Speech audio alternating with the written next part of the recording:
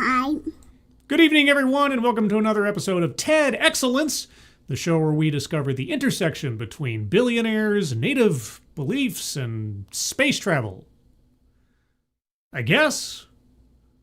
And I come to you live from Crater Valley on the moon with Dogcat Fox, a Pepperjack, and all of you. Good evening, everyone. Welcome again to Thursday. Tumultuous Thursday. Yes, we return once again to the wonderful world of off-brand TED Talks for education and enlightenment of one form or another. I have been told that I take too long to tell everyone what the show is about. Anyway, who's joining me on this beautiful Thursday evening? Mike R. Good evening. Advocatus Diaboli, hello. Who else is here? Blue-Eyed Scream, hello. Adabisi, thank you so much. Oh, Scribe, what have you brung us? I'll tell you in a moment. Just a moment. I got to do this thing. I'll tell you. I'm curious myself. I'm kind of bewildered by the concept, but I guess we'll find out together. But thank you, Adabisi, very much. Let's see who else is here. Scrolling. Noah Sencio, good evening. Morgan King, good evening. Kieverdam, good evening, and thank you, Kieverdam, as always, for providing the link. Guys, at the top of the chat box, there was a GoFundMe there for longtime follower Tara Sin, or Evelyn. Their house burnt down, and they need some help. If you have the ability to donate to that, please do so. Click on the link, and even if you can't, if you can share that out on social media and giving a little context to the story so people know what it's about, that would be appreciated. So thank you ahead of time for that, and thank you, Kieverdam, for providing the link. Zach Osborne, good evening. Who else is here? Scrolling. Adam Nixon, hello. Malachi D. Wildman, good evening. Kiro Soldier, hello. And, oh my gosh, what's this? Midnight's Edge, Tom Connors. I'm assuming. After dark.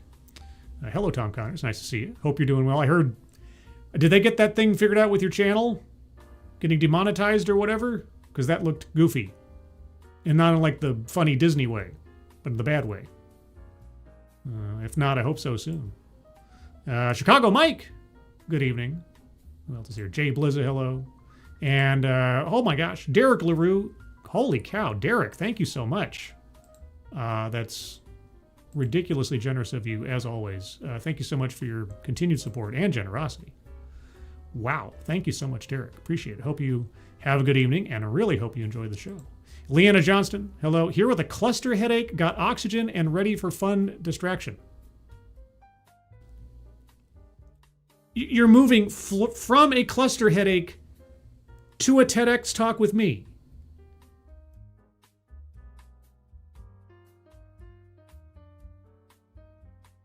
Wowie wow wow. Yeah, I know, right? Okay, nice to see you, Leanna. Hope you're doing well. Dom O'Leary, hello. Who else is here? Simon Willikins, hello. And scrolling. Nope, haven't got it figured out yet. Okay, guys, I don't usually do a call to action or anything, but if you have Twitter, or X, go check out Midnight's Edge After Dark or Tom Connors' account, and I think he's got one or two tweets up there about this situation. Rebroadcast that to YouTube, so hopefully they'll like fix it, because it shouldn't be. It's like the thing that should not be. His channel got demonetized for some AI oddball reason. And if it can happen to him, it could happen to any of us. So let's see. And then, oh yes, should have realized. Okay, want to make sure I got everybody. Because I have been told, like I said, I take too long at the beginning of the show talking to people and saying hello to people. Even though I've been saying hello to people for 9 years. So tonight, this one has been in my queue for at least a week or so. It first drew my attention because of the title, as you can see up there. Billionaires are exploiting space. Here's how we do better. And my first thought was, billionaires exploiting space? There's really only one answer to that. I'm escaping to the one place that hasn't been corrupted by capitalism. Space! That was my first thought. Oh, but there's an extra element that I was not aware of until I started prepping this video this week. In the description of the video. Now, classically speaking, I don't read the descriptions of the videos I'm looking at unless there's something about the title that's ambiguous or I need a little bit more context for some reason. But as we all know, those of us on YouTube, the first couple of lines of the description are still visible on the video before it cuts off and it has more or whatever, and you click to, expand it. And in the first couple of lines was a phrase I had not thought about in a long time. And that just added on to my curiosity. And that phrase is Indigenous Knowledge. Now, for those of you that may not be veterans of the channel, why does the phrase Indigenous Knowledge cause a stir in my memory? Well, I have encountered this phrase and an argument regarding it in a sort of an abstract sense for many years now. And so, in conjunction with spice, I started to become curious. So what is Indigenous knowledge? Now, just a predicate, I don't know what the speaker is going to say. I don't know how it's going to come up, if it comes up at all, but it was in the description. So I'm giving you sort of the justification for my curiosity. The argument goes like this, as I understand it. Indigenous knowledge versus science. In that, people who advocate for indigenous knowledge being taken seriously because it is not considered science. That, indigenous knowledge, like it's considered folklore and superstition and non-scientific. Whereas people who advocate for it see it as having some kind of value. Like there is an ancient understanding of how the world works. There's an ancient understanding of how people work and how people interact with the environment. And that this should not be dismissed out of hand because it's, native thinking or ancient wisdom or something. And so the argument is science needs to recognize the value in indigenous knowledge or ways of knowing, but it isn't. And so there's this constant sort of conflict going on, that there's some secret answers out there that are just not being taken seriously because of colonialism or racism or xenophobia or something. I've had at least one active encounter with someone regarding this where they were saying indigenous knowledge is science. Indigenous knowledge is science. As you may know, when someone says something like that, my first question is, okay, give me an example. Give me an active example of what it is that you think should be taken seriously or should be considered part of science or accepted by the academy, let's say, but isn't. Because here's the thing, indigenous understanding, like ancient understanding of how the world worked, is part of the scientific process. I mean, it's just, an early iteration of it. If a tribal community knew simply from observation that chewing on this particular root helped with a headache, they might not understand the chemical composition or the interactions that are taking place in the body to make one thing occur from the other, but they have observed something and been able to repeat it enough times that they have an understanding of the world around them more so than they did before. And that is the scientific process. Like I say, early iteration, but there you go. So give me an example of indigenous knowledge that should be considered science. And after 3 or 4 rounds with this person who thought I was trolling them by asking the question, they finally said crop rotation. And I was like, I may not be a farmer or an environmental scientist, but I'm pretty sure that crop rotation has been understood to be a part of agricultural science for a little while. And that was the best that person could do. But still, the argument is made oftentimes.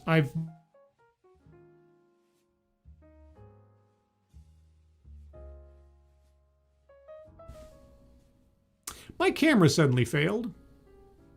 Did I robot? I didn't do anything. I didn't touch anything. Video froze? Okay. It's going to be one of those nights, maybe.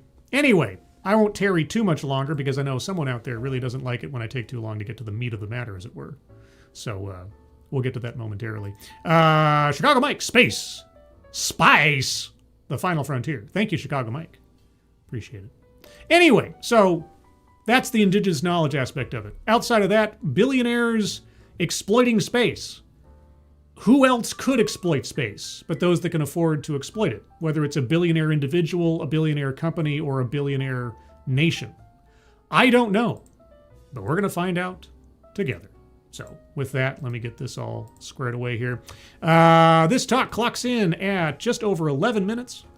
Tonight's bingo card is bingo card B. B as in the Event Horizon. That was the winner of the poll today for the best fictional space mission, as opposed to Apollo 18 and Capricorn 1. And if you know the movies associated with those two things, you'll know by the title. So get your bingo card B's ready. Links are in the description below.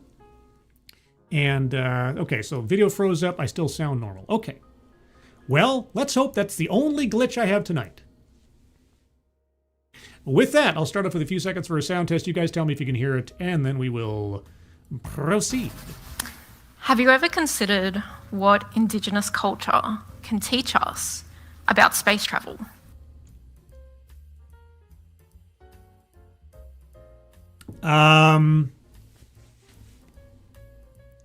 No.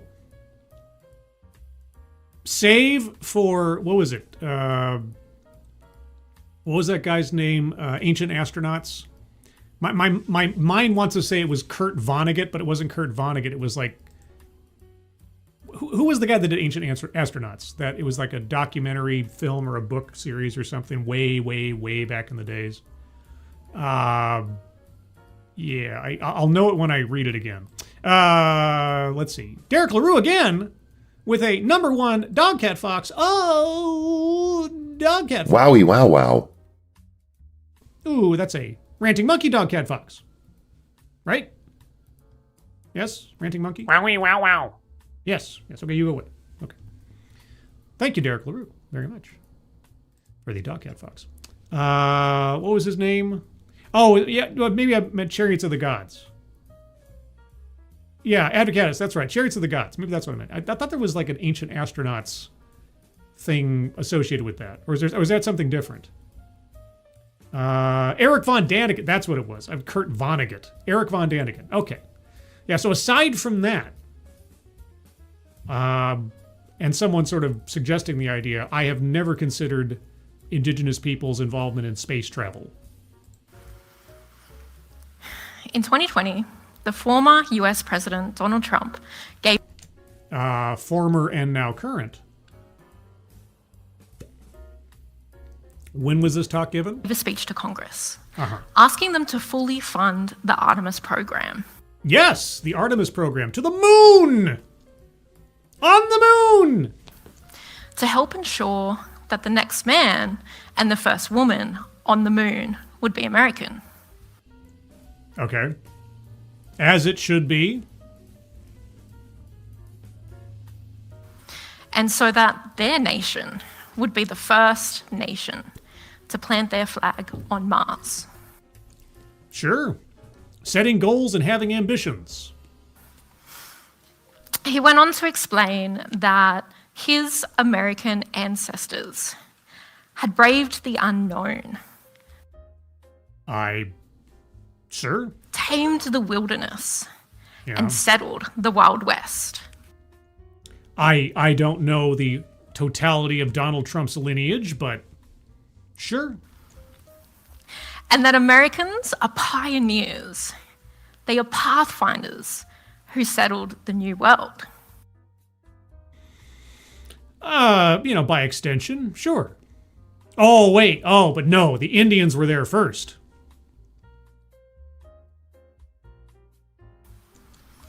Interestingly, the Yes. term New World Yeah. is the very same term used by Christopher Columbus to describe the Americas in 1492. Did you know that Donald Trump once used segregationist language in relation to Space Force? Did you know that he used a phrase that could be connected to a different context in a different era that is ostensibly bad and negative? I tell you, how dare he?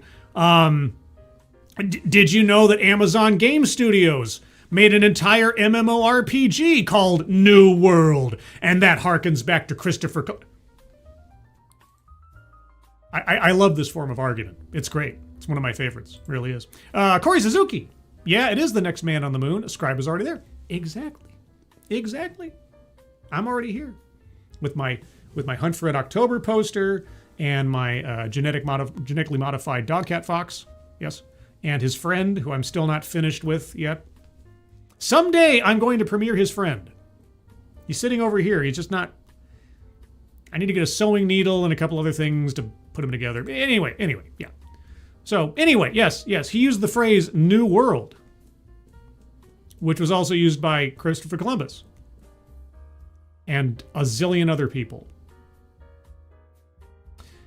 Have we hit anything on the bingo card yet? I don't think so, but we might. Wait.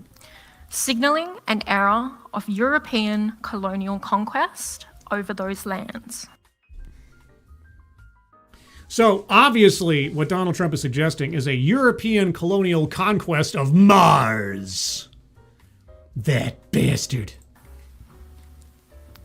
This... Okay, non sequitur. Okay, you know what? Non sequitur. If ever there was a non sequitur, I think I might be justified. Right off the bat. Okay, weightless example, non sequitur. Circling that one on the board, because good gravy, lady, you're really reaching for something to feel offended about. This parallels the notion of terra nullius here in Australia, a legal concept used by the British Empire to justify the seizure of Indigenous lands.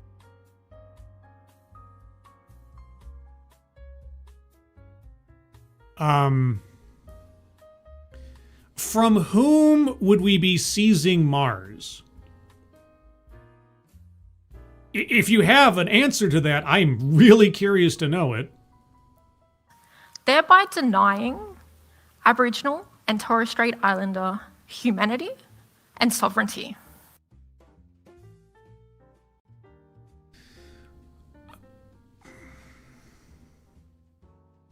You know, I might have traded off with Leanna Johnston here in a moment.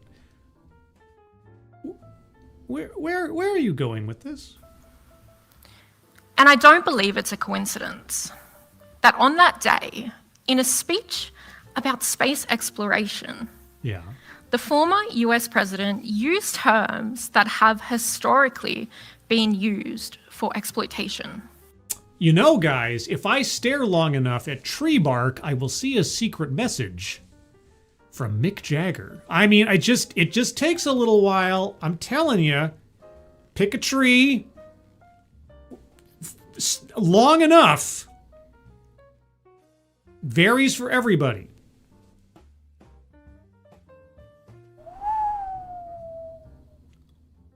Okay. You know the video I wish a little meme clip I wish I had. It's Charlie from Always Sunny doing the red string thing.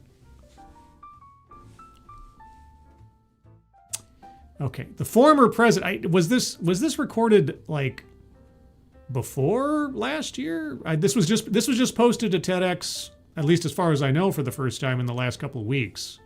Did we get a date at the beginning of this? Hold on. I'm not going to scan back. Okay, so Donald Trump, talking about space exploration, used a phrase that, if you really want it to, can be associated with Christopher Columbus and violent invasion, colonial conquest. And you see, some of the biggest players in the modern day space industry echo this romanticization and even practice of colonialism.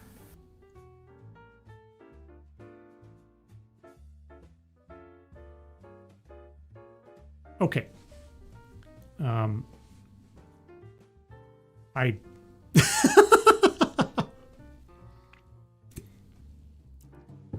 I don't know that I have anything to say. It's just this is starting off to be entirely moronic. But let's take a moment and refresh ourselves with what we need to listen to for the bingo card, or listen for. I'm already losing my mind. Okay, marginalization. We might already be there with the colonialism part and everything, but we'll wait. Self-vilification or wretchedness, I'd be amazed. Contradicts own point or fails to make argument. We might already be there. Feminism, not yet. Microaggressions or unconscious bias. I may or may not call that New World thing a microaggression as well. We'll see. Privilege.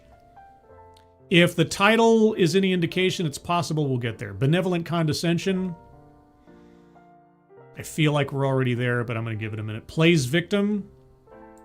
We need a personal connection to this first before I feel that comfortable with that. Collectivizes own demographic. Not yet. Economic disparity. Well, again, if the title is any indication, we'll probably get there. Deceptive statistics. She hasn't used any yet. Attempt to coin new buzzword or buzz phrase. Not yet. A list. Mind reading or assumes motives.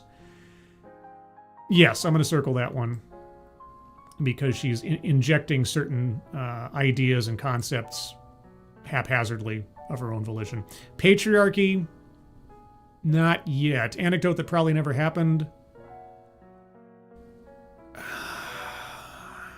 Well, I'll at least extend the credit that she was making an interpretation of her own of what Trump said. Putting the motives onto it, that's the mind reading assumes motives part. DEI philosophy, not yet. White supremacy, yes, because of European colonialism, etc. and so forth.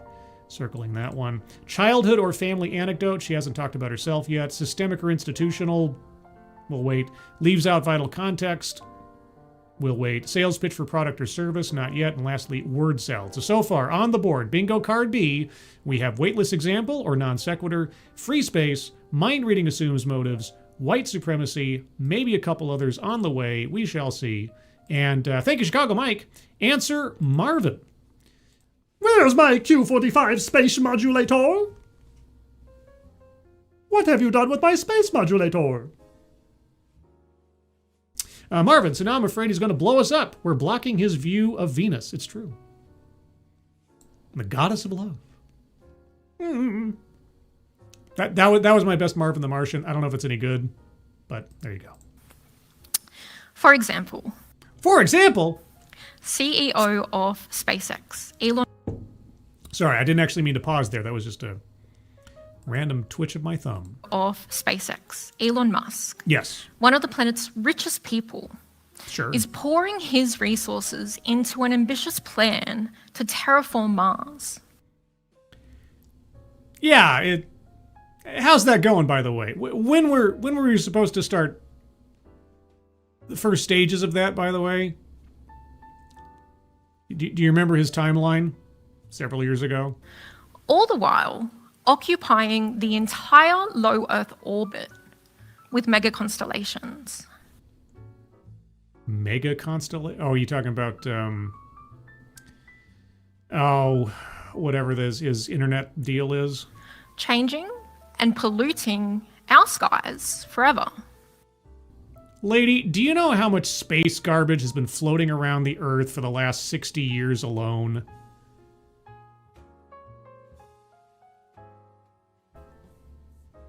Okay. Another billionaire, founder of Blue Origin, Jeff Bezos. Yes.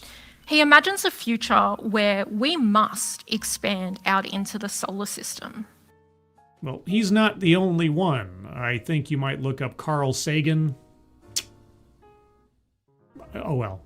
So that his great-great-grandchildren can use more energy than he does.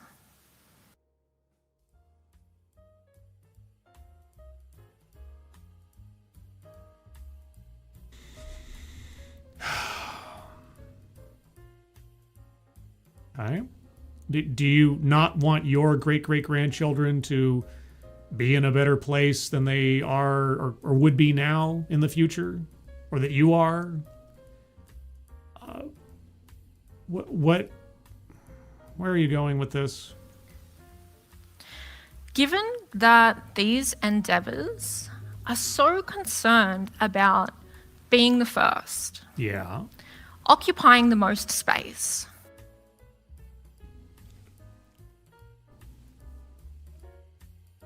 Occupying the most space. What are you talking about? For all intents and purposes, space is infinite. As far as anything dealing with humankind is concerned, it is there's plenty of it. If you had 1 million Jeff Bezoses all doing the exact same thing and having the exact same vision, there'd still be plenty of space left over.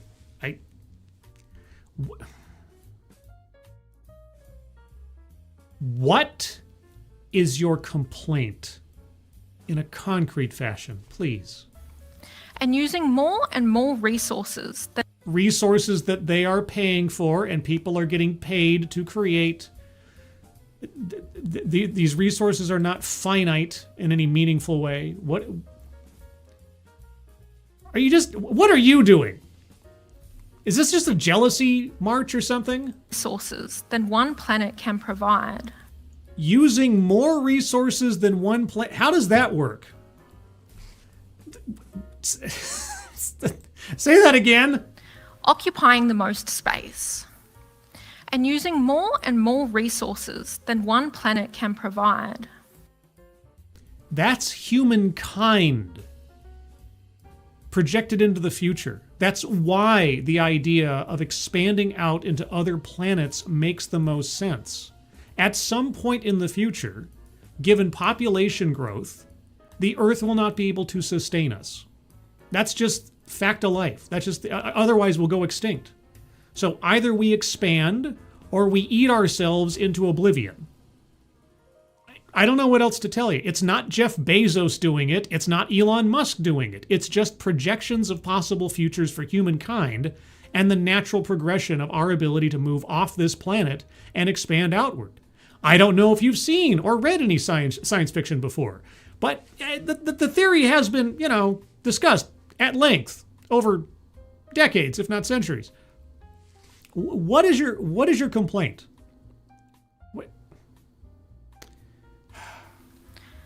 What they call space exploration is starting to look a lot more like space exploitation.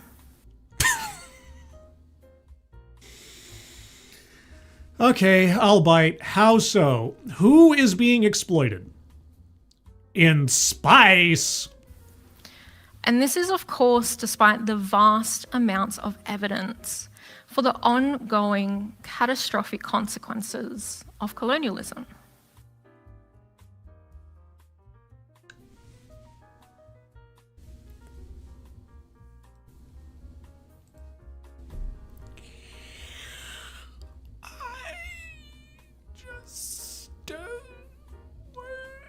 What the fuck are you talking about? What the fuck is this? What the fuck is this? Right? I mean, this might just be a stream of unconsciousness at this point. Please, I mean, even though it's going to underwhelm me, please connect the dots. Environmental destruction. Loss of species. What? Racism. What?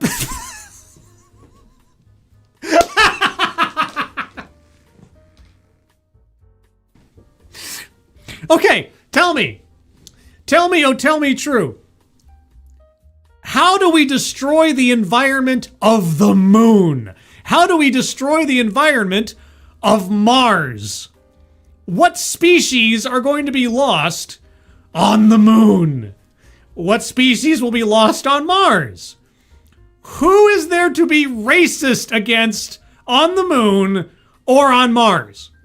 I mean, if you have definitive answers to these questions, please, you will win a Nobel Peace Prize or something, or prize in science. Elsewise, what in the actual F are you talking about? But does it have to be this way? It isn't this way. It is literally not this way. Jesus. Of course not. Of course not.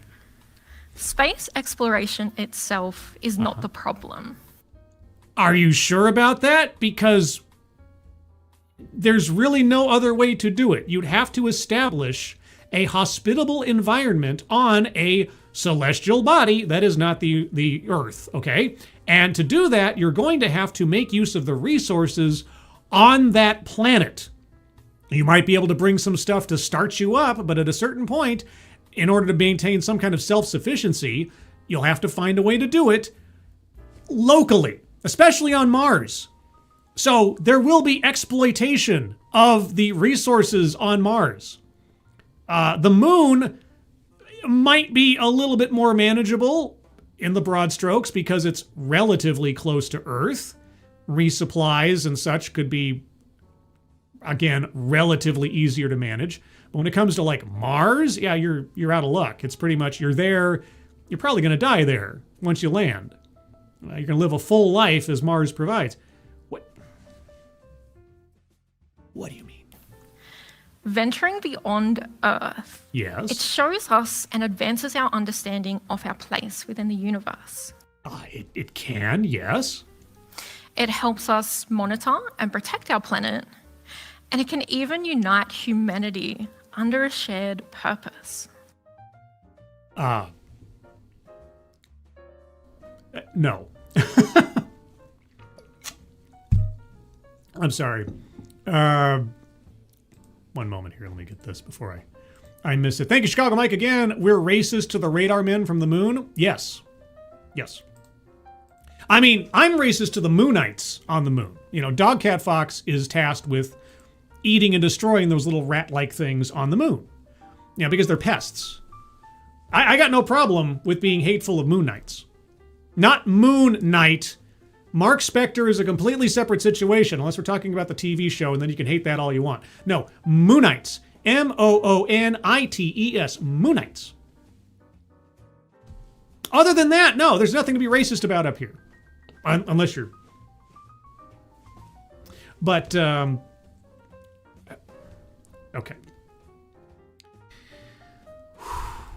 You back up a little bit. Let's try that again.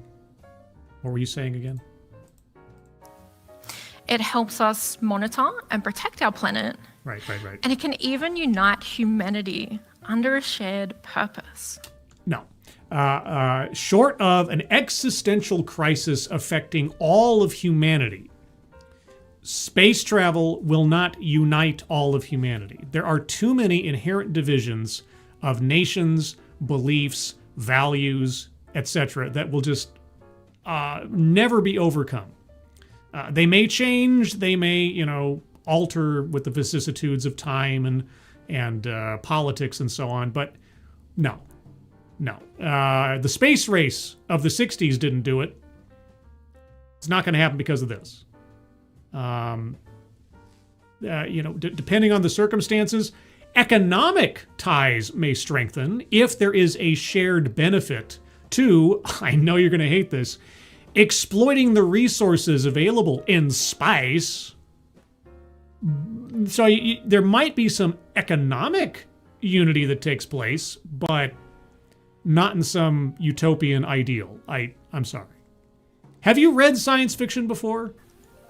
The challenge is doing it in a way that respects and sustains space for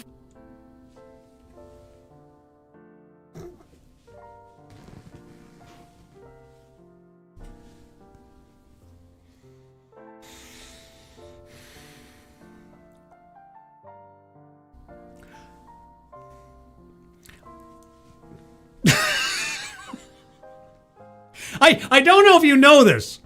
I don't know if you know this. Space has been around for quite a while. I would wager to say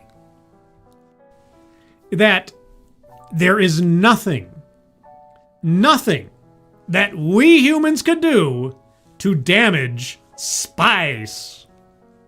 I think it's just going to be there in perpetuity for all intents and purposes. So you've got nothing to worry about. Let me set your fears at ease. You've got nothing to worry about. Thank you, Fostonia. Holy cow! All this insanity could have easily been avoided if Marvin the Martian was not deprived of his Illudium Q36 explosive space modulator. Oh, my space modulator. Where is my Illudium Q36 space modulator? I thought it was Q45 for some reason. I don't know what that is. Was that the name of that car?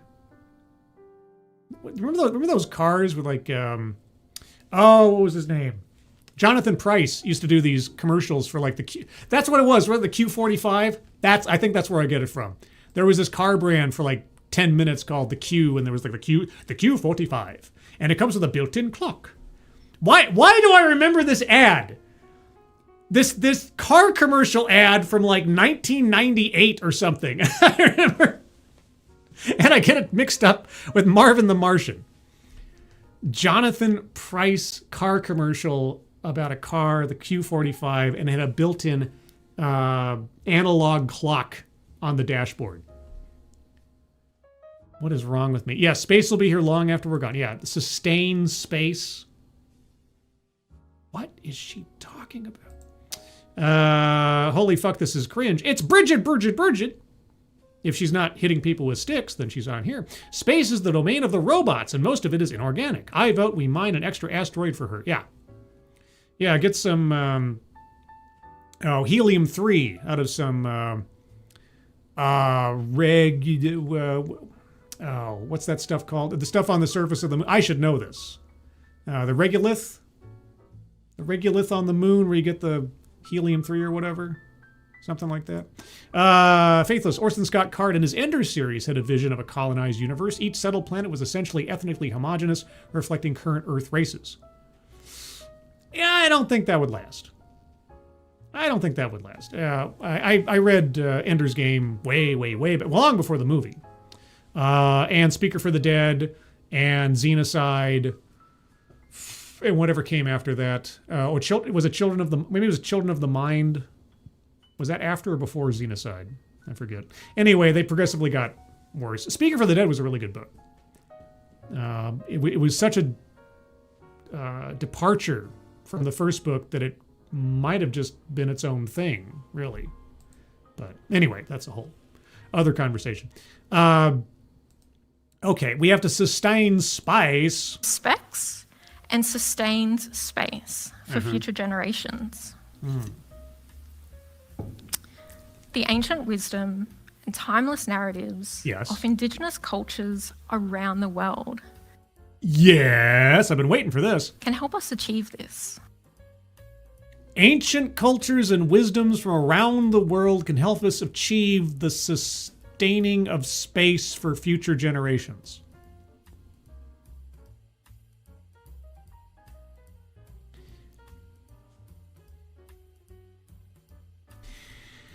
Proceed.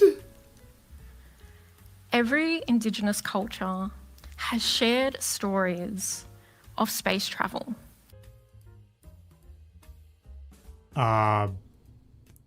In one form or another, I can believe it, sure. And that is applicable in real life. How? For thousands of generations. They've also shared complete nonsense for thousands of generations.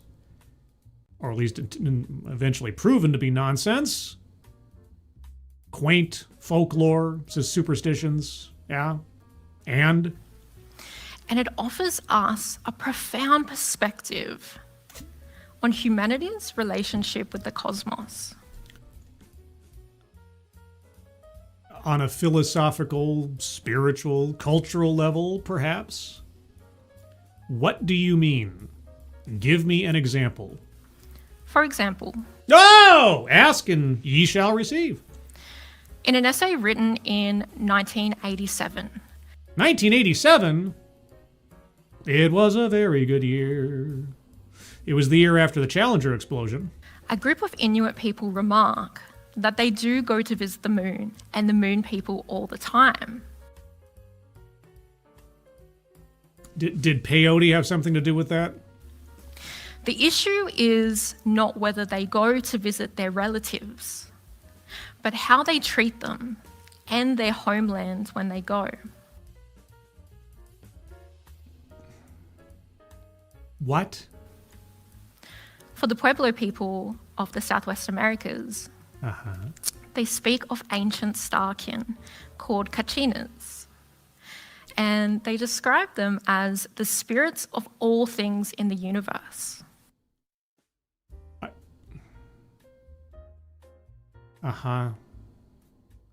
And that has what to do with sustaining space,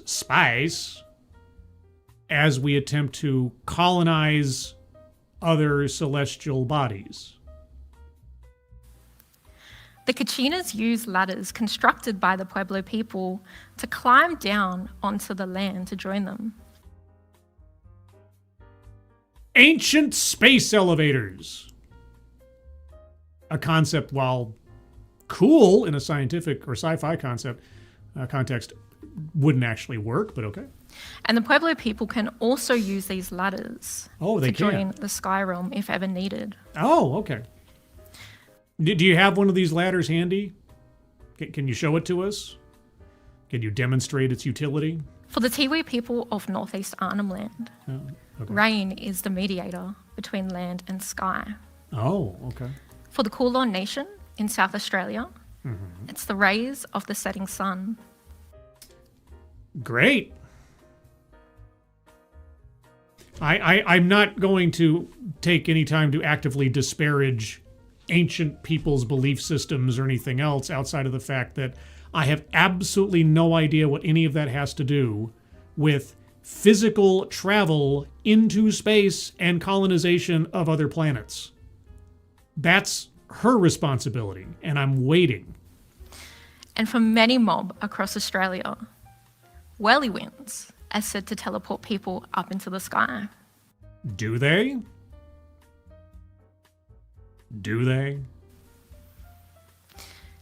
And it's an incredibly stark contrast to the remote, exploitative, militarized betrayal of outer space.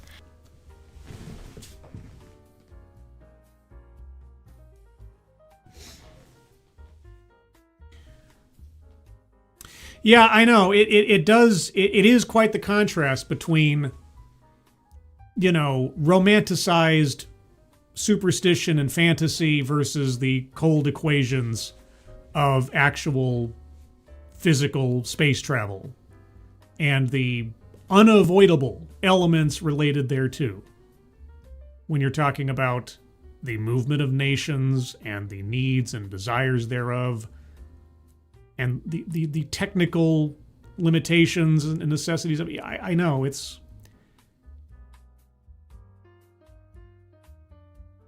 And I started the show by, describing the conflict, as I've had it shown to me over time, of the Indigenous Knowledge is science crowd and what they're running up against. Yes. Myth and folklore versus empirical evidence. I know. There is a rift there. Enacted by the modern day space industry. The modern day space industry. As opposed to the Industrial Revolution space industry? In fact, even the term outer space is in direct opposition to what Indigenous communities say about their relationship with the sky. Well, not everybody agrees on everything. Prepare yourself for disappointments in life. A collective called the Bawaka Group from Northeast Arnhem Land say that country includes the stars, the moon, the Milky Way, the solar winds and storms, the intergalactic plasma. Great. That's great. Crater Valley is where I live. Right now. I'm living on the moon.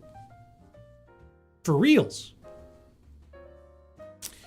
It's not a, humorous fiction just for the sake of entertainment or anything. No, it's true because I said so. And that land, sea, and sky country are all connected. So there is no such thing as outer space or outer country.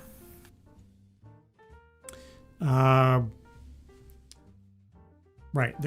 There's no such thing as sovereign nations, everyone. There's no such thing as borders. It's just a social construct. So what do we do? About what?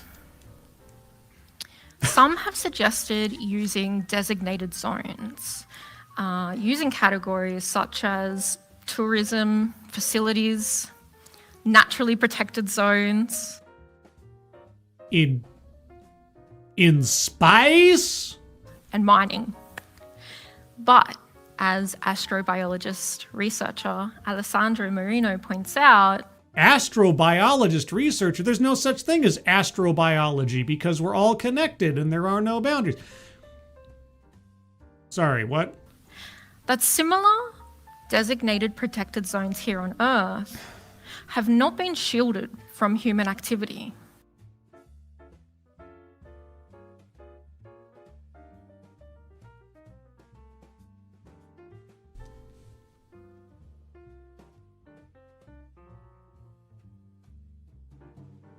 I simply cannot argue with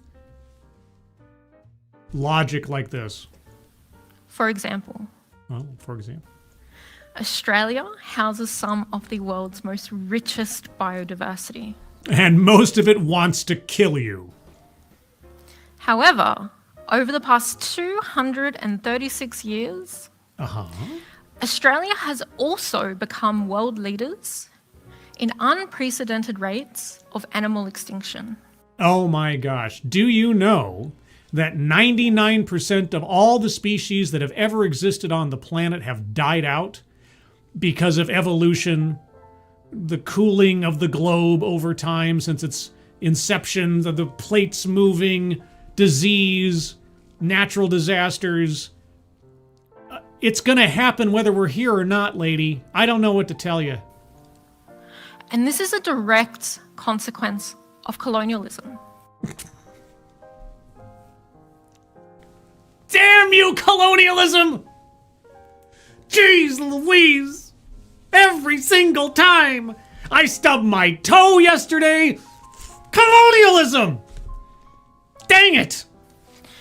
Practices such as introduced species and farming techniques that were really never suited for these lands have created this. What do you propose be done? You're now introducing a whole different element, a whole different layer of problems. What should we do about this? Obviously, the common denominator is humans. And as we know, guys,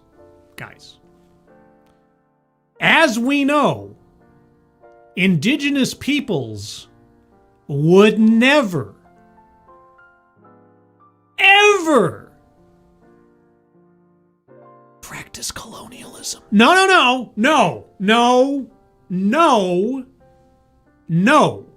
Don't even think that.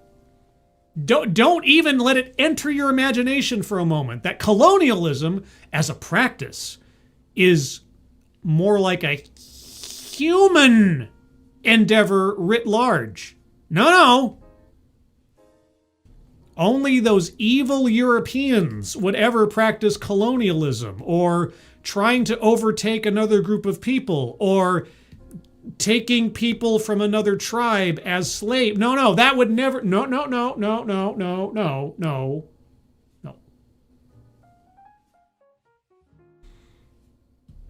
Anyway, Frank Hubbard, how does one study astrobiology without access to alien life?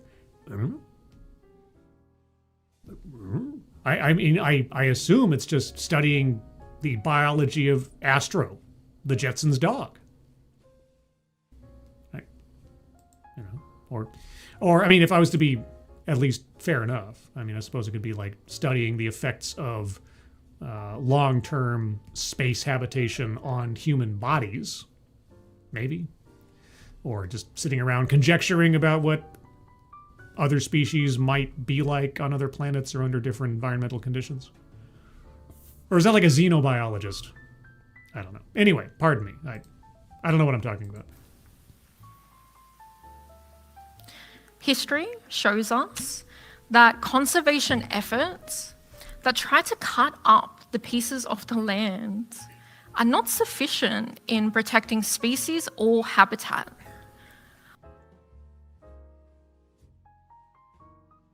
What do you suggest in the alternative then for spice?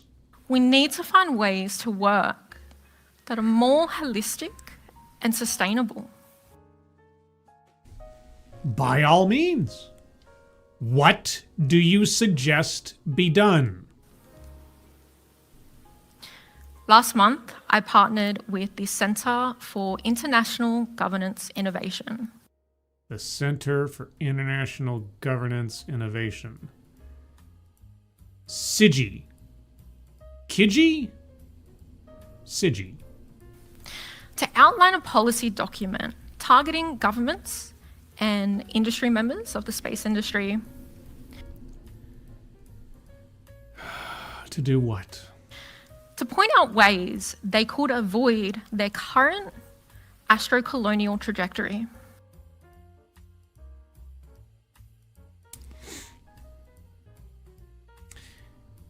Lady, I still say if, although, things incrementally are looking better over time. We should have already been there in my lifetime, but here we are. If humans end up traveling to the moon for sustained habitation, if humans travel to Mars for sustained habitation, we will be colonizing these planets. There will be colonies. They'll be called colonies. They'll be called human colony. I don't know what to tell you. I don't know what to tell you. Unless you've got some other term or some other method you'd like to suggest. Or if I'm just losing my mind as to what you're talking about, which is entirely possible here. The main outcomes of this document are nothing. Nothing. Your abstract and nonsensical complaints are not going to stop the space industry. Oh, sorry, spoiler alert. Is for the industry to engage and embrace Indigenous-led astro-environmentalism.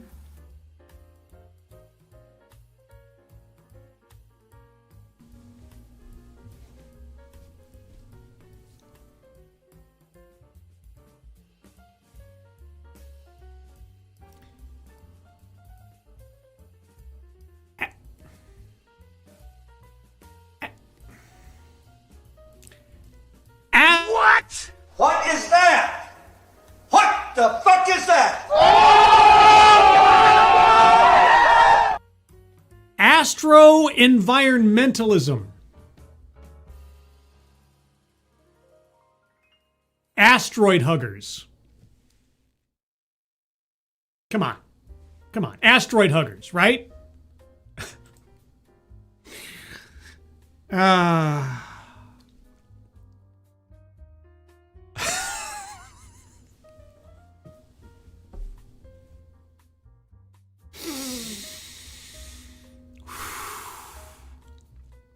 All right, so you want to get jobs for a specific demographic in the space industry because of their indigenous ways of knowing a relationship with space, because of their space ladders and their belief that all of the galaxy, the Milky Way, the stars are part of the same continuum in one place without... Okay, I don't even know where we are now. Astrocolonial trajectory. The main outcomes of this document is for the industry to engage and embrace Indigenous-led astro-environmentalism. You've got about 2 minutes. Please give us a detailed explanation of what that is and what it's supposed to do and look like. For 65,000 years. Okay, you're not going to do that. Indigenous-led astro-environmentalism. Aboriginal and Torres Strait Islander communities have developed and refined the practice of caring for country. So what? Grounded in the understanding that we are a part of country, not In a big country, dreams stay with you, like a lover's voice down the mountainside.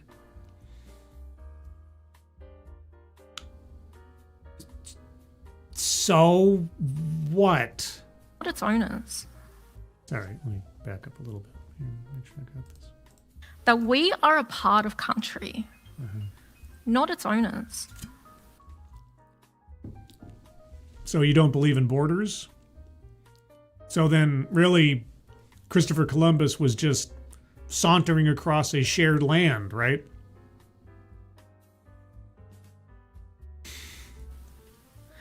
This custodianship has helped these communities navigate drastic climate shifts, mass animal extinctions, What? and of course, even the profound disruption of colonialism.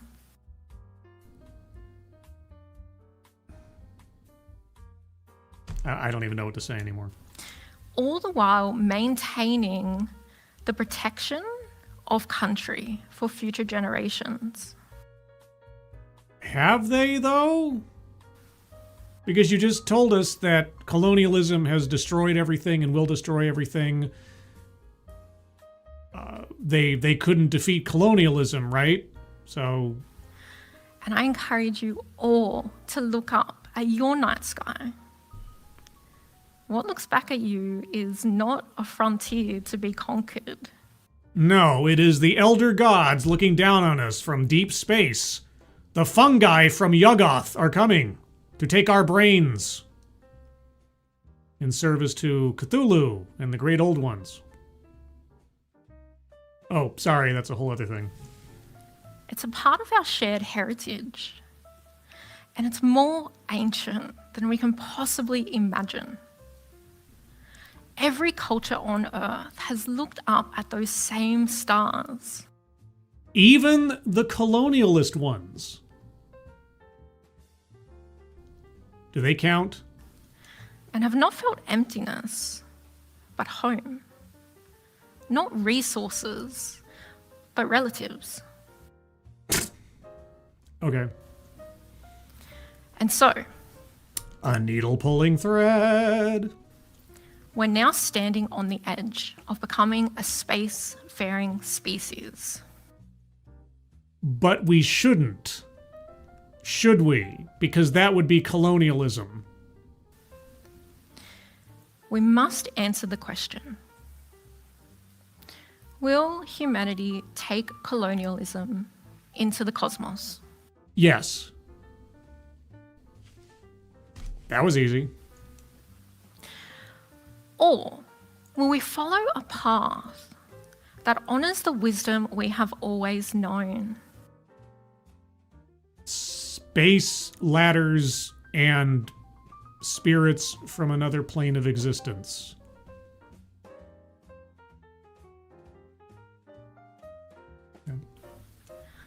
That to be a pioneer is not simply to explore, It's a part of it.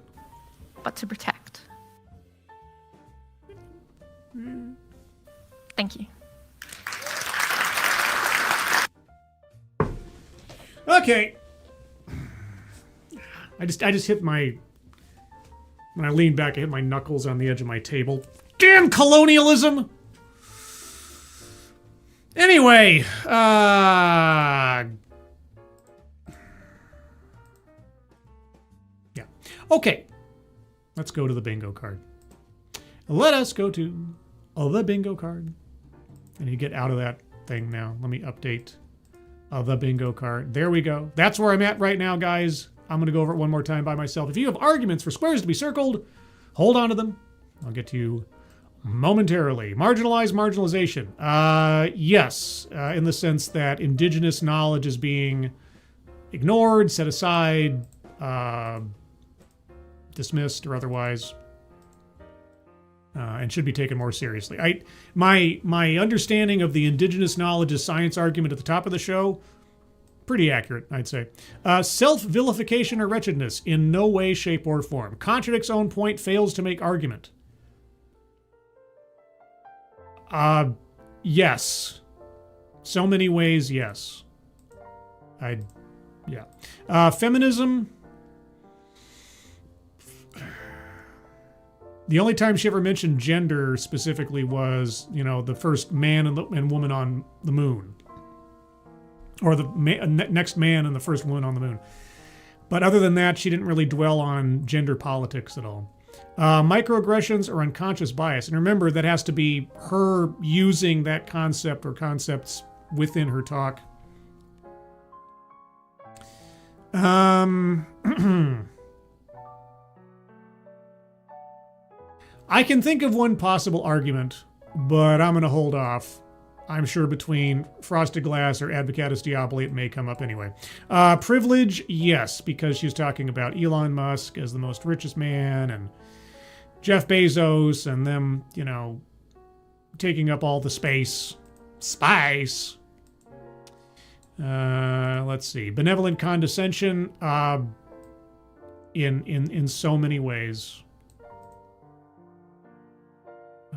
Did you feel talked down to? I felt talked down to. Plays victim. Okay, and the only reason I hesitate on this, as you know I do, is I have to think, okay, when did she make herself the subject of some kind of victim narrative? And she never was self-referential in this, except for the paper that she wrote, or helped write. And that really wasn't a victim thing. I'll leave it. I'm sure somebody will come up with something. Collectivizes own demographic. Again, in this case, she didn't really bring herself up or her personal background, so that I don't think that applies. Economic disparity, yes, talking about the richest men in the world and all the money and all the resources and so on to take up spice. Deceptive statistics. I don't know that there was anything deceptive in there. She talked about how many species in Australia had been eliminated and so on, but I don't know if that's deceptive per se. Attempt to coin new buzzword or buzz phrase. She wrote a paper on astro-environmentalism. I'm going to circle it on that basis alone. I don't know that I've ever heard of astro-environmentalism before, but she was certainly trying to popularize it with her paper and concepts. So there you go. A list. Yes, she talked about all of the negative consequences of space travel, the space industry as we've seen it, and so on. So circling that one. Patriarchy. Again, she never really brought up gender so much. She mentioned Elon Musk and Jeff Bezos, but other than those names, she didn't really talk about them in a patriarchal context. Just that they were the rich guys doing space stuff. Anecdote that probably never happened.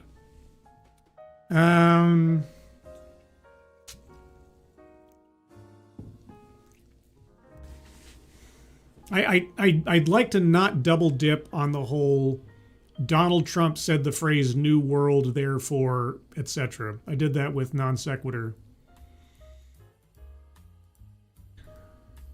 I could see it maybe, but if we're going to circle that square, I'd like something different to justify it. DEI philosophy.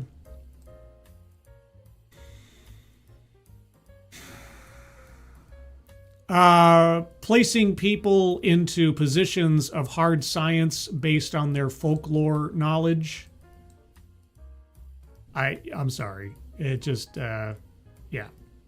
That doesn't make any sense. That doesn't make any sense. Childhood or family anecdote. She never talked about herself or her family. Systemic or institutional.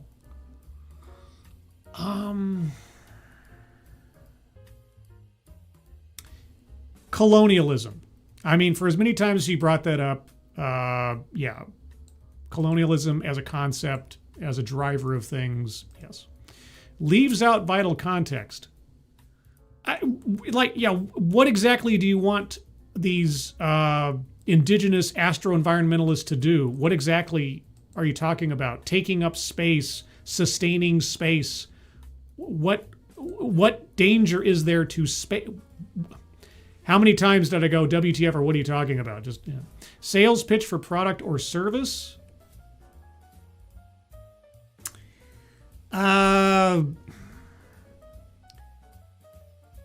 Yes, and it's only by a hair.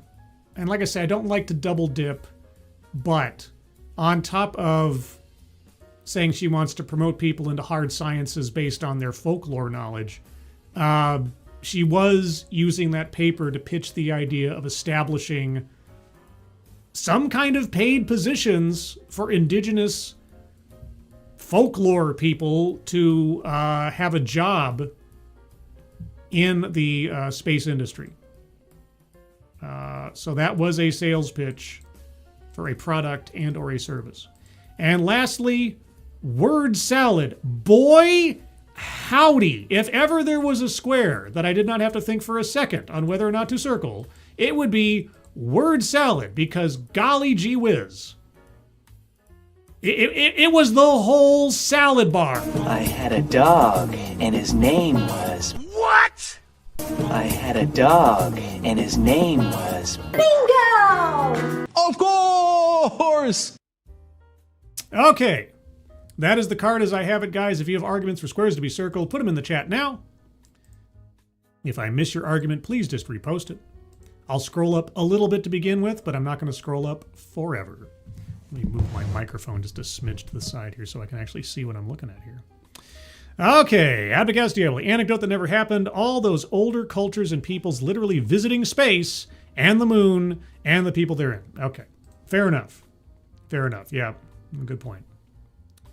Good point, yeah. Mythology and superstition and local tribal belief systems and things like that. They didn't really have ladders that went to the moon, and they didn't really have spirits come down from outer space unless they were seeing the Greys. But she didn't say that, so the answer is no. Bingo. What? Of course! Our second bingo. And moving on. Let's see. It fails to include any relevant content. Well, modification of the square. Sure. Astrobiologists too, right? Astrobiologists.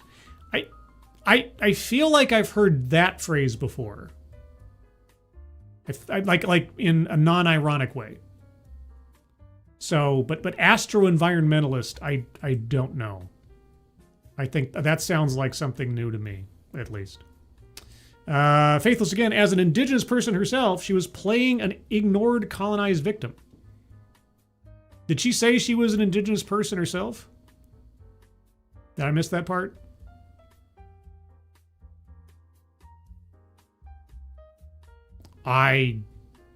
If she said that, if she clarified that, please let me know, because I could have missed it. My brain might have been fried during the course of this thing. Frank Hubbard, in talking about being indigenous people, their ways were better, but colonization ruined that, both victim and collectivized self.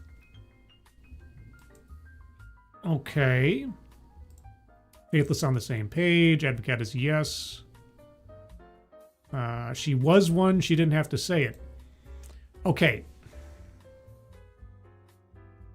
Again, I am at least honor bound to make use only of what was said within the talk, making assumptions and so on.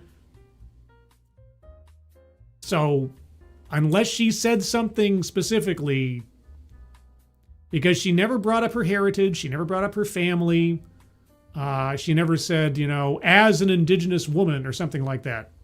So, please, cite for me something that she used in the talk, self-referential, pardon me. Otherwise, I'm a little hesitant. She stated Europeans were the root of all evil, and not being one, she would be by default a victim.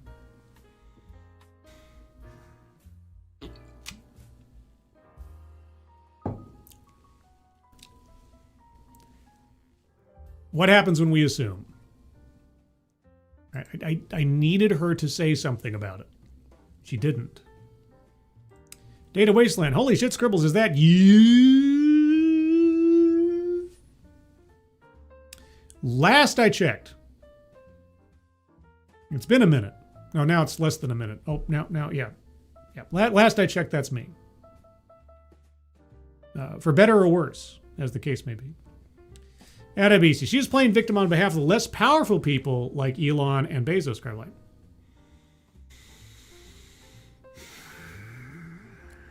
See, I'm always hesitant to circle that square as a representative. Okay.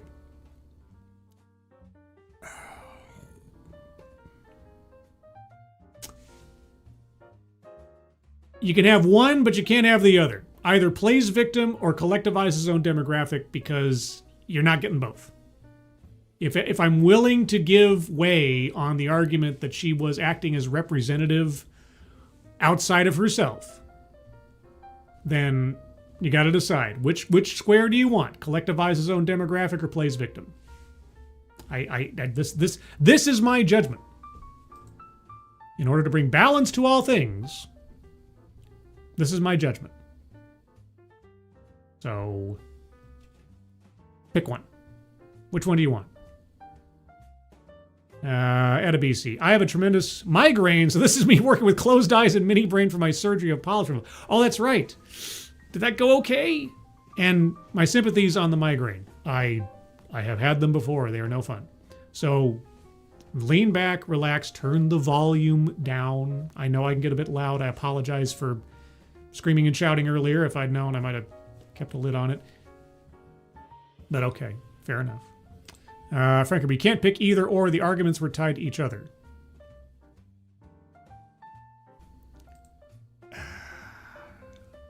Do you see my rationale?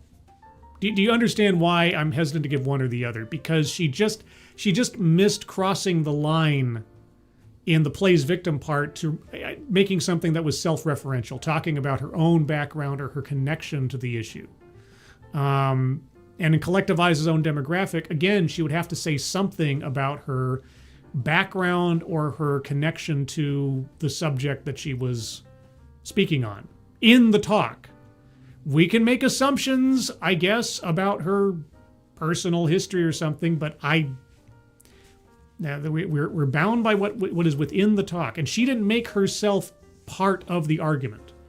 That's really what those squares often come down to. It's where the speaker makes themselves an example or an extension of their argument. And as far as I can recall, she never did that. And if she didn't do that explicitly, those squares are really hard to justify circling.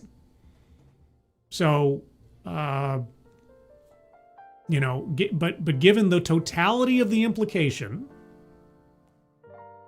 because of the implication, I'm willing to circle one, but not both. If you get where I'm coming from, unless you guys somebody has a good argument otherwise. You're good. Volume is way down and the phone is angled and dimmed. Surgery went well. I'm starting to smell again. And in that case, you need to take a bath and use soap. Just a pro tip. One friend to another. Kira Solter, she mentioned the Cochinas. Do you think she believes that Avalonian journeys that Goliath and Eliza were on were real? You may have hit the limit of my mythology, folklore, mental encyclopedia, or pop culture references. So, I don't know. Alan Thyler, thank you so much for the laughing, hysterical Dogcat Fox. Oh, a Dogcat Fox. Wow, wow, wow. Ooh, there's a froggy Dogcat Fox. One of the rarest of Dogcat Foxes. Thank you so much, Alan. Appreciate it. Advocatus, does her dislike of the use of colonization count as a microaggression, using the term colonizing being the microaggression?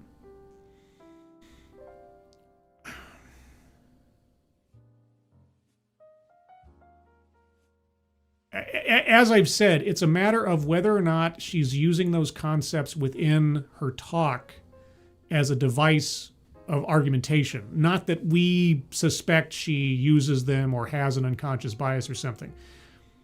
So the answer is no on that basis. I recognize the voice, just not the face. Is it AI, maybe?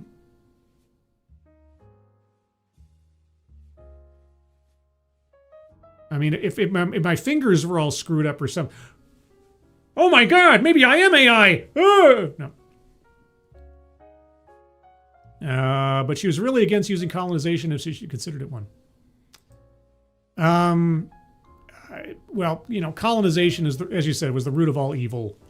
But that was not a microaggression by any stretch of the imagination, nor an unconscious bias. Even if we were going to take on that as an argument, she was not being subtle about it, and there was nothing, there was nothing covert about her dislike for the concept of colonization. So I know you're reaching, and you're trying to decide which one of those two squares you're going to get to try to make the next bingo.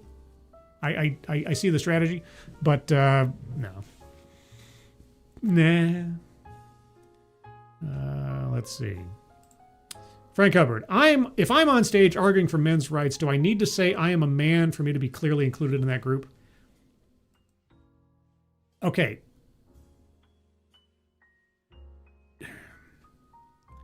I have to stick to the deal. When did she make herself, her personal story, or her personal background an element, an example in her talk?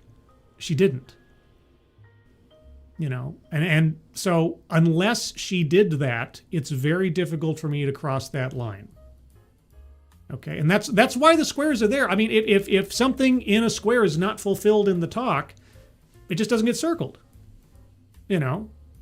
Like feminism, it just didn't come up. And I know how frustrating it is. It's like it's right on the line. You can make assumptions about her background or her ethnicity or something, but regardless, she kept herself separate from within the talk, save for mentioning the paper that she wrote. And even the organization she was a member of didn't mention anything about, indigeneity. It was just the Center for something Government Innovation. So, if it had been the Center for Indigenous Government Innovation or something, then maybe I could see that. Wait. Yes, she did when she talked about the group she was in. Right, but the name of the group didn't say Indigenous, did it? It was like the Center for International Government Innovation or something. I know. It's right on the edge, and I'm not trying to be a stickler for the sake of being a stickler, but there are rules to this. If she didn't use herself as an example, if she didn't use her life experience or her ethnicity or her cultural background as part of her talk, then it just isn't part of the talk. And if it's not a part of the talk, then you can't circle the square. Now, like I say, I could see, by implication, a plays victim argument, because she is, with her paper and everything else, writing for the powerless minority of the rest of us having to face up against Elon Musk and Jeff Bezos.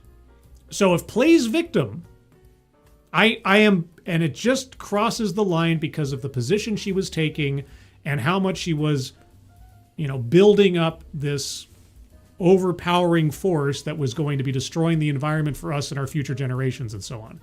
So plays victim narrative, I could see. But collectivize his own demographic, again, she never made it explicit. So, after all of that, I will concede plays victim. because she was doing the us versus them thing and acting as an avatar for at least those of us out of power or something. That's as close as I will go without, completely compromising the rules. But beyond that, I don't think I can do much else. Okay. There's a reason we're not arguing for feminism, but are cut those two though. I'm going to assume autocomplete.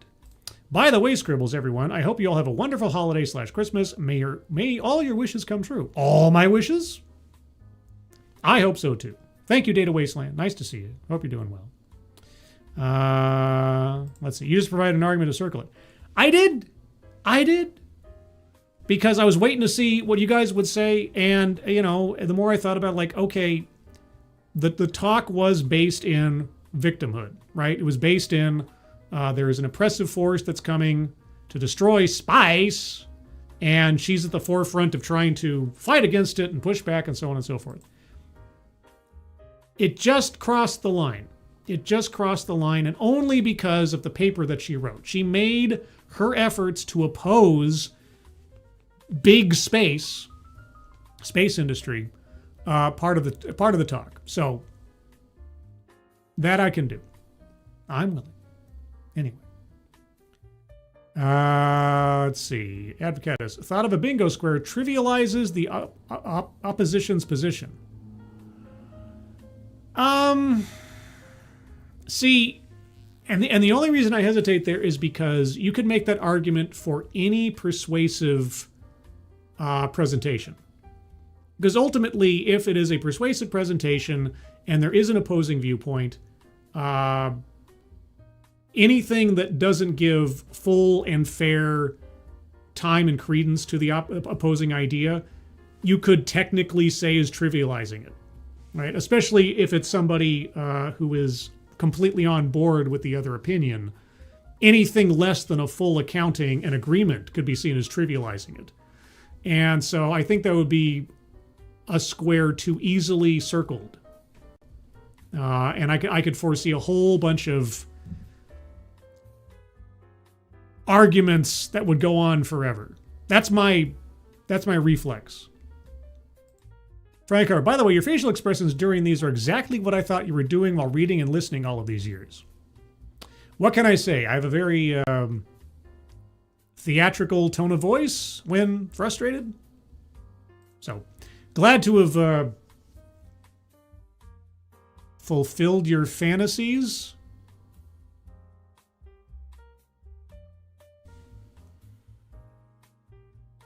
Anyway, guys, I'm going to call that there. There you go. That's the card as we have it. As always, if you have arguments for squares to be circled after the broadcast, you can always leave them in the comments. Or if you'd like to, you can always leave them over on the Discord server. Did you know I have a Discord server? Well, let me tell you, I have a Discord server. And a link to the Discord server is in the chat right now. All you have to do is click on that link. You'll find yourself on the landing channel called Say Hello. And in addition to saying hello, you just have to say the secret word. The secret word will tell me that you actually watched the stream, are not a bot, and have thus earned the right to the privilege, the entitlement to join the Discord server. And today's secret word is astro-environmentalist. Just say hello, astro-environmentalist, and I'll know that you watched this show. This show.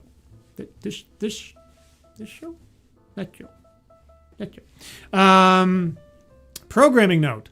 I intend to do a Saturday stream this week. However, as I mentioned in the Discord server, Sister Scribe is in the process of moving house in the final stages, very successfully, thankfully. Those final stages on Saturday may or may not include my involvement and my becoming manuel labor once again. There's a slim chance that might happen. So if that does happen, there may not be a Saturday stream.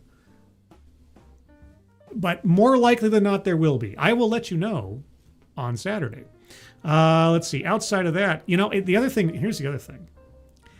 There was another, relatively short TEDx talk that I didn't do a week or two ago.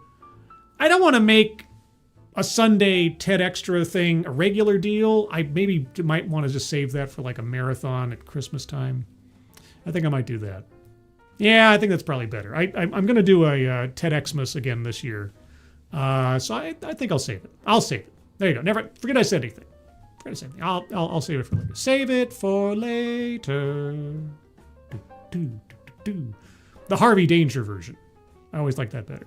But yeah, so that's the programming notes. Some reminders.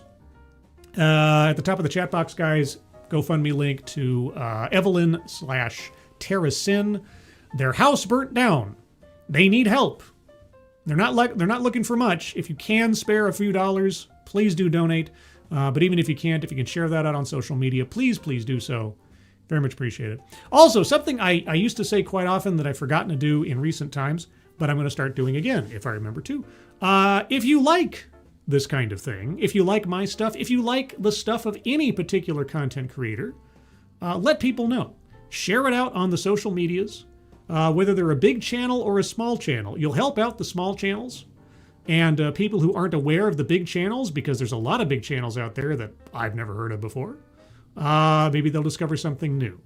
So, and when you do, especially in my case, if you share my stuff out, please tag me, especially on Twitter, to let me know that you did so I can thank you personally, because I really appreciate it when you guys do that, because at the end of the day, you guys are the best algorithm.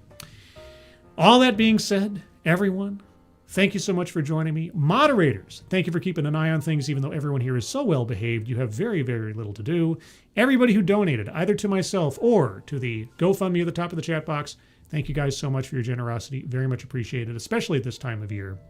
Everyone, have a good rest of your Thursday. Hope you have a good Friday, quiet, stress-free Friday. For those of you healing up from being sick, I'm looking at you, Adebisi, and Leanna Johnston, and anybody else who's feeling under the weather.